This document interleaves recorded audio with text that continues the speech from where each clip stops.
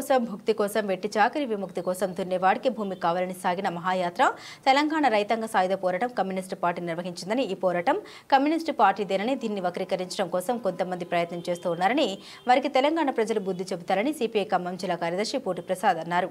తెలంగాణ సాయుధ పోరాట వారోత్సవాల్లో భాగంగా సత్తుపల్లి మండలంలో జరిగిన సాయుధ పోరాట సభలో ఆయన పాల్గొని మాట్లాడారు. 1947 ఆగస్టు 15వ తేదీ దేశం మొత్తానికి స్వాతంత్ర్యం వచ్చినా తెలంగాణకు మాత్రం స్వాతంత్ర్యం రాలేదని తెలంగాణను ప్రత్యేక రాష్ట్రంగా ప్రకటించాలని నైజాం నవాబు చేస్తున్న కుట్రలను గమనించిన భారత కమ్యూనిస్టు పార్టీ తెలంగాణ రైతాంగ సాయుధ పోరాటానికి పిలుపునిచ్చిందని అట్టి పోరాటంలో రావి నారాయణ రెడ్డి, బ్రద్దం ఎల్లారెడ్డి, తెలంగాణ పోరాటం మగ్దుం మొహిద్దీన్ పిలుపునివ్వగా దొడ్డి కొమరయ్య, చాకలి ఐలమ్మ, బందగి లాంటి ఎందరో మట్టి మనుషులు సైతం మహోన్నతులుగా మారి బాంచందరాన్ని కాలు మొక్కుతారన్న వారి చేత బందుకులు పట్టించినటువంటి వీరోచిత తెలంగాణ రైతాంగ సాయుధ పోరాటం అట్టి పోరాటానికి ఊపిరి ఊదిన కమ్యూనిస్టు పార్టీ 4000 మంది కార్యకర్తల్ని పోగొట్టుకుందని 10 లక్షల ఎకరాల భూములు పేదలకు పంచడం జరిగిందని ఆయన వివరించారు.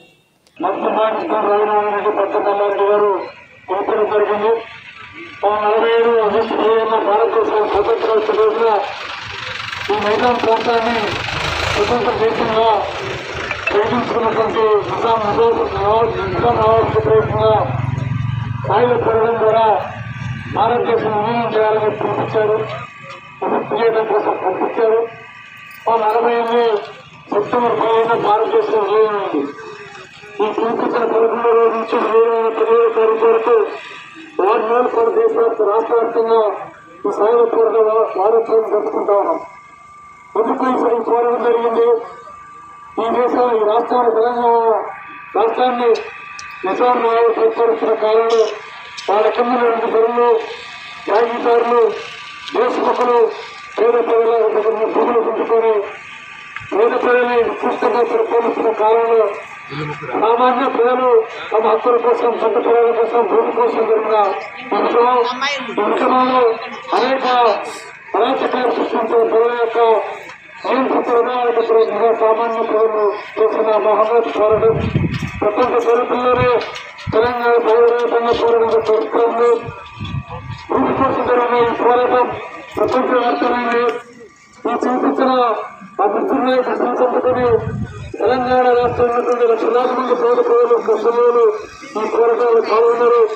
అనేక మంది అత్యగాతపడి 4,500,000 మంది తమ ప్రాణాన్ని అర్పించి ఈ తెలంగాణ భారతదేశం విలీనమైంది.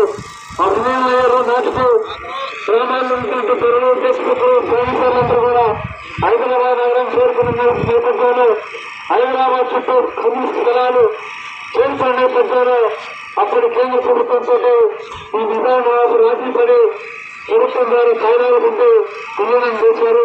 ఇప్పుడు ఏం జరిగినా అది ఆంధ్ర మహాసభ కమ్యూనిస్ట్ పార్టీ 20 నాయకత్వం సాగిన ఈ మహోన్నత పోరాటంలో 4,500,000 మంది అమరులయ్యారు.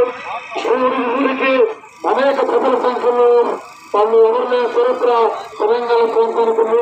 ముఖ్యంగా ఆనాడు వరంగల్ జిల్లా ఉన్నటువంటి ఖమ్మం జిల్లా, లేకపోతే నల్గొండ జిల్లా అనేక గ్రామాల్లో ప్రతి గ్రామంలో నిర్వహించే 10,000 మంది బయలుదేరుతున్న దాంట్లో 100 మంది హత్యగాంచబడి చరిత్ర ఉంటాం.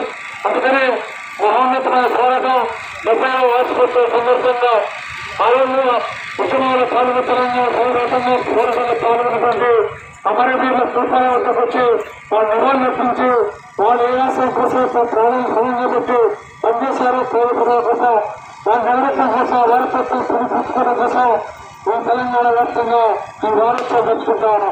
ముఖ్యంగా ఈ గ్రామంలో పడుతున్నటువంటి కొత్త గౌరయ్య గారు, కొత్త కుంటున్న గారు ఆ రోజు సాయంత్ర కాలంలో నల్లమల శ్రీప్రసాద్ గారి కాలంలో పనిచేశారు.